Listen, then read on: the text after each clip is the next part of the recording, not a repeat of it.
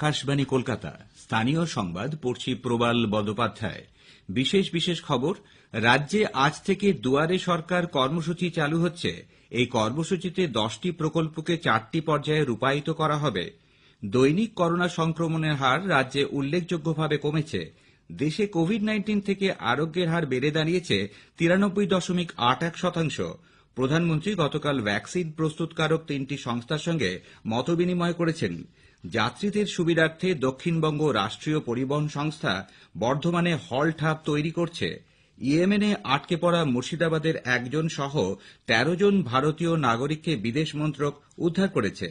ISL এ আজ গোয়ায় SC East Bengal Mumbai City এফসির মুখোমুখি হবে। করোনা সংক্রমণ এড়াতে মাস্ক পরুন ও ঠিকভাবে পরুন, 2 গজ দূরে থাকুন, নিরাপদ দূরত্ব বজায় রাখুন, হাত ও মুখ পরিষ্কার পরিচ্ছন্ন রাখুন। আসছি বিস্তারিত খবরে।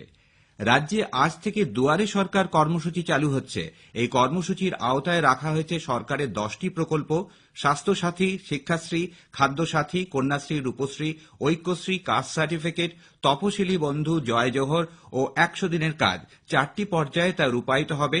প্রথম পর্ব চলবে 1 থেকে 11 ডিসেম্বর, দ্বিতীয় পর্ব ডিসেম্বরের 15 থেকে 24, তৃতীয় 2 থেকে 12 জানুয়ারি এবং চতুর্থ পর্ব জানুয়ারি মাসের 18 থেকে 28 তারিখ পর্যন্ত চলবে। এই নতুন কর্মসূচির মাধ্যমে মানুষ সরকারি প্রকল্পের সমস্ত সুবিধা পাচ্ছেন কিনা সে ব্যাপারে নজরদারি চালানো হবে বলে মুখ্য সচিব আলাপন বন্দ্যোপাধ্যায় জানিয়েছেন। নবান্নে গতকাল সাংবাদিক বৈঠকে তিনি বলেন, স্বরাষ্ট্র সচিব, অর্থ সচিবকে নিয়ে একটি কমিটি গঠন করা হয়েছে। 2 মাস ব্যাপী সরকার তার সকল আধিকারিক, সকল কর্মী বাহিনী নিয়ে শিবির মোডে, ক্যাম্প মোডে গ্রাম পঞ্চায়েত স্তরে এবং মিউনিসিপ্যালিটি বা মিউনিসিপ্যাল কর্পোরেশনের ক্ষেত্রে ওয়ার্ড স্তরে, কোথাও হয়তো ক্লাস্টার অফ ওয়ার্ডস, সেইখানে পৌঁছে দেবে সার্ভিসেস। 4 রাউন্ডে এই রকম 20,000 ক্যাম্প আয়োজিত হবে। জয় জোহর এবং তপশিলি বন্ধু প্রকল্পের আওতায় 60 বছরের ঊর্ধ্বে আদিবাসী এবং দলিত সম্প্রদায়ের কোন বর্ষীয়ান নাগরিক যিনি আর কোন সরকারি আর্থিক সুবিধা পান না, তাকে মাসিক 1000 টাকা অর্থ সাহায্য দেওয়া হবে। এছাড়া স্বাস্থ্যসাথী কার্ড, খাদ্যসাথী প্রকল্প, জাতিগত শংসাপত্র, 100 দিনের কাজ এবং জব কার্ড সংক্রান্ত যে কোনো সমস্যার জন্য শিবিরে আবেদন করা যাবে। নাম ঠিকানাও সংশোধন করা যাবে। বিজেপি রাজ্য সরকারের দুয়ারে সরকার কর্মসূচির সমালোচনা করেছে। দলের রাজ্য সভাপতি দিলীপ ঘোষ বলেছেন, এই কর্মসূচি তৃণমূল কংগ্রেস সরকারের না ওই দলের তা স্পষ্টভাবে বোঝা যাচ্ছে না। এই যে দুয়ারে দুয়ারে প্রকল্প, এটা পার্টির না সরকারের আমরা বুঝে উঠতে পারছি না। মুখ্যমন্ত্রী এক জায়গায় বলছেন উনি সরকারি প্রোগ্রামে পার্টির প্রোগ্রাম ঘোষণা করে দেন, আবার ওনার পার্টি অফিস থেকে একজন নেতা বলছেন, এদিকে চিফ সেক্রেটারি বলছেন। একেবারে ঘোট পাকিয়ে দেওয়া হচ্ছে। সরকার পার্টি বলে কিছু আলাদা নেই, সরকারি টাকা পার্টির টাকা হয়ে গেছে। এখন আবার মাস্টারমশাইদের নাকি এর মধ্যে যুক্ত করা হবে। রাজ্যের মন্ত্রী ইন্দ্রনীল সেন এই কর্মসূচির সম্পর্কে জানান, উনি যা করেছেন সেগুলোকে অনুকরণ এবং পরবর্তীকালে অনুসরণ করে কেন্দ্রীয় সরকার এবং অন্যান্য রাজ্যের সরকার সেটা ইমপ্লিমেন্ট করার চেষ্টা করেছে। অন্যদিকে বাম পরিষদীয় দলনেতা সুজন চক্রবর্তী বলেছেন, এই কর্মসূচি সরকারের ব্যর্থতাকেই তুলে ধরেছে। রাজ্যের মানুষ এ প্রকল্পের সুবিধা থেকে বঞ্চিত হচ্ছেন, এ থেকে তাই বোঝা যায় তৃণমূল কংগ্রেস কাটমানি নিতেই ব্যস্ত বলে সুজনবাবুর দাবি। গত কয়েক মাসের মধ্যে রাজ্যে দৈনিক করোনা সংক্রমণের হার গতকাল এক ধাক্কায় অনেকটাই কমেছে।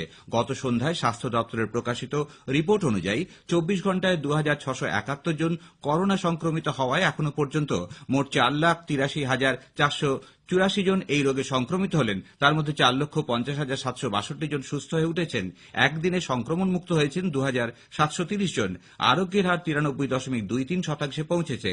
এই সময় আরও 48 জন করোনা আক্রান্তের মৃত্যু হওয়ায় রাজ্যে মোট মৃতের সংখ্যা বেড়ে হল 8,424। তবে নমুনা পরীক্ষার সংখ্যাও প্রায় এক ধাক্কায় 7,000 কমে গেছে। দেশে কোভিড-19 থেকে আরোগ্যের হার 93.81% পৌঁছেছে। কেন্দ্রীয় স্বাস্থ্য মন্ত্রকের গতকাল তথ্য অনুযায়ী 24 ঘন্টায় করোনা মুক্ত হয়েছেন 45,333 জন। মোট আরোগ্যপ্রাপ্তির সংখ্যা 88,47,000।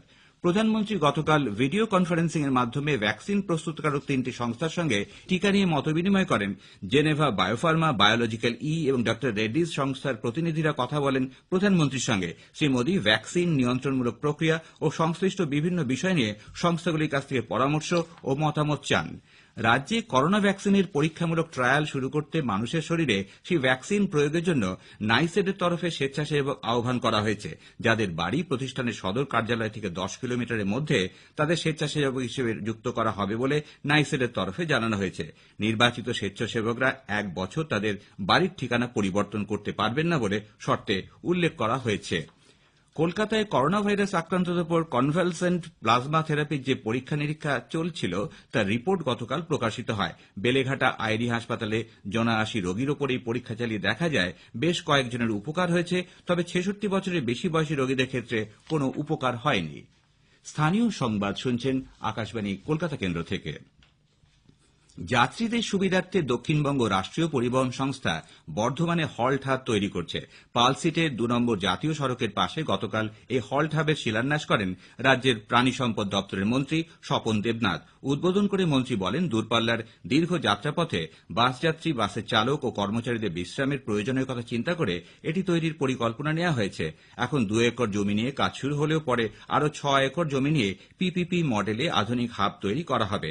যাত্রীদের সুবিধার জন্য শৌচাগার, রেস্তোরাঁর পাশাপাশি বাস মেরামতিরও ব্যবস্থা থাকবে। জাতীয় সড়কে দুর্ঘটনা ঘটলে আহতদের হাসপাতালে পাঠানোর জন্য থাকবে অ্যাম্বুলেন্স পরিষেবারও ব্যবস্থা। ইয়েমেনের হোটেলে গত ফেব্রুয়ারি মাস থেকে আটকে পড়া মুর্শিদাবাদের 1 জন সহ 13 জন ভারতীয় নাবিককে বিদেশ মন্ত্রক উদ্ধার করেছে। কয়েকদিনের মধ্যেই তাদের দেশে ফিরিয়ে আনা হবে বলে মন্ত্রক সূত্রে জানা গেছে। খারাপ আবহাওয়ার জন্য গত 12 ফেব্রুয়ারি নাবিকরা ইয়েমেনের কাছে সমুদ্রে জাহাজ নোঙর করতে বাধ্য হন। সে দেশের উপকূল রক্ষী বাহিনী তখন তাদের আটক করে। মুর্শিদাবাদের বাসিন্দা হিরণ শেখ সিদ্দিকী ঘটনার 3 মাস পর পরিবারের সঙ্গে যোগাযোগ করতে সমর্থ হন। তারপরই পরিবারের তরফে মুক্তির জন্য একটি স্বেচ্ছাসেবী সংস্থার সঙ্গে যোগাযোগ করা হয়। ওই সংস্থাটি গত 16 নভেম্বর বিদেশ মন্ত্রকের দ্বারস্থ হয়। ইয়েমেনে কোনো ভারতীয় দূতাবাস না থাকার জন্য অন্য দেশের দূতাবাসের সাহায্যে আটক 13 জনকে মুক্ত করা হয়। মালদার গাজল থানা এলাকায় এক পথ দুর্ঘটনায় 3 জনের মৃত্যু হয়েছে। পুলিশ জানিয়েছে 512 নম্বর জাতীয় সড়কে বালুরঘাট থেকে আসা একটি জাইলো গাড়ির সঙ্গে বিপরীতমুখী বাইকের ধাক্কা লাগলে বাইকের 3 আরোহী গুরুতর আহত হন। আশঙ্কাজনক অবস্থায় তাদের হাসপাতালে নিয়ে যাওয়া হলে চিকিৎসকরা মৃত বলে ঘোষণা করেন। মৃত 3 জনই স্থানীয় বাসিন্দা। গাড়িটির সামনের চাকা ফেটে যাওয়ায় এই দুর্ঘটনা বলে পুলিশ জানিয়েছে। পুলিশ গাড়িটি আটক করেছে, তবে চালক পলাতক। প্রধানমন্ত্রী কৃষকদের আশ্বাস দিয়ে নতুন কৃষি আইন নিয়ে যা বলেছেন, সারা ভারত কৃষক সংগ্রাম সমন্বয় কমিটি তার সমালোচনা করেছে। তারা অবিলম্বে রাজ্য বিধানসভায় কেন্দ্রীয় কৃষি আইনের বিরুদ্ধে প্রস্তাব গ্রহণের দাবি জানিয়েছে। এছাড়াও কৃষকদের স্বার্থের দিকে লক্ষ্য রেখে রাজ্য সরকারকে আইন প্রণয়ন করতে বলেছে। এদিকে কেন্দ্রীয় কৃষি আইনের প্রতিবাদে দিল্লিতে কৃষকদের জমায়েত ও আন্দোলনকে কংগ্রেস সমর্থন জানিয়েছে। লোকসভার কংগ্রেস দলনেতা ও প্রদেশ কংগ্রেসের সভাপতি অধীর রঞ্জন চৌধুরী গতকাল এক ভিডিও বার্তায় কৃষকদের প্রতি সরকারের আচরণের তীব্র সমালোচনা করে বলেন, দেরি না করে সরকারের উচিত এখনই আন্দোলনকারীদের সঙ্গে আলোচনায় বসা। সিপিআইএম এর রাজ্য সম্পাদক সূর্যকান্ত মিশ্র বলেছেন, কেন্দ্রের মোদী ও রাজ্যের তৃণমূল কংগ্রেস সরকার ক্ষমতা প্রদর্শনের লড়াই চালাচ্ছে। পশ্চিম বর্ধমানের রানীগঞ্জের গির্জাপাড়ায় দলের জেলা কার্যালয়ের উদ্বোধন অনুষ্ঠানে গতকাল তিনি বলেন, রাষ্ট্রায়ত্ত শিল্পগুলির মালিক জনগণ কয়লা পাচারের টাকা নিয়ে এখন বিজেপি ও তৃণমূল দুপক্ষ পরস্পরকে দোষারোপ করছে। বিজেপি সাংসদ লকেট চট্টোপাধ্যায় তাদের দলের নেতা নেত্রীদের যে ভাষায় আক্রমণ করা হচ্ছে তার তীব্র প্রতিবাদ করেছেন। গতকাল হুগলি জেলার জনসংযোগ কর্মসূচি শেষে চুঁচুড়ায় দলীয় কার্যালয়ে এক সাংবাদিক সম্মেলনে তিনি বলেন, তৃণমূল কংগ্রেস সাংসদ কল্যাণ বন্দ্যোপাধ্যায় মহিলাদের সম্মান দিচ্ছেন না। কোচবিহারের দিনহাটার ভেটাগুড়ি অঞ্চলের ব্রাহ্মণ চৌকি এলাকায় গতকাল তৃণমূল কংগ্রেস বিজেপি সংঘর্ষে উত্তেজনা ছড়ায়। এই ঘটনায় তৃণমূল ও বিজেপির 1 জন করে কর্মী আহত হয়েছেন। নদিয়ার নবদ্বীপে 2 দিনের ঐতিহ্যবাহী রাসের আজ দ্বিতীয় দিন। অন্যদিকে শান্তিপুরের 3 দিনের রাসের আজ দ্বিতীয় দিন। করোনা আবহে এবার শান্তিপুরের ভাঙা রাসের শোভাযাত্রা বন্ধ থাকছে। গোয়ায় আজ ইন্ডিয়ান সুপার লিগ আইএসএল ফুটবলে এসসি ইস্টবেঙ্গল মুম্বাই সিটি এফসির মুখোমুখি হবে। বাম্বলিমের জিএমসি স্টেডিয়ামে খেলা শুরু হবে সন্ধ্যে 7:30টায়। এটিকে মোহনবাগানের বিরুদ্ধে ডার্বি ম্যাচে পরাজয়ের পর ইস্টবেঙ্গলের কাছে এই ম্যাচটি ঘুরে দাঁড়ানোর লড়াই হয়ে দাঁড়িয়েছে। শেষ করার আগে বিশেষ খবরের কিছু অংশ আবার পড়ছে। রাজ্যে আজ থেকে দুয়ারে সরকার কর্মসূচি চালু হচ্ছে। এই কর্মসূচিতে 10টি প্রকল্পকে 4টি পর্যায়ে রূপায়িত করা হবে। দৈনিক করোনা সংক্রমণের হার রাজ্যে উল্লেখযোগ্যভাবে কমেছে। দেশে কোভিড-19 থেকে আরোগ্যের হার দাঁড়িয়েছে 93.81%। স্থানীয় সংবাদ শেষ হল। এর পরের খবর সকাল 9:15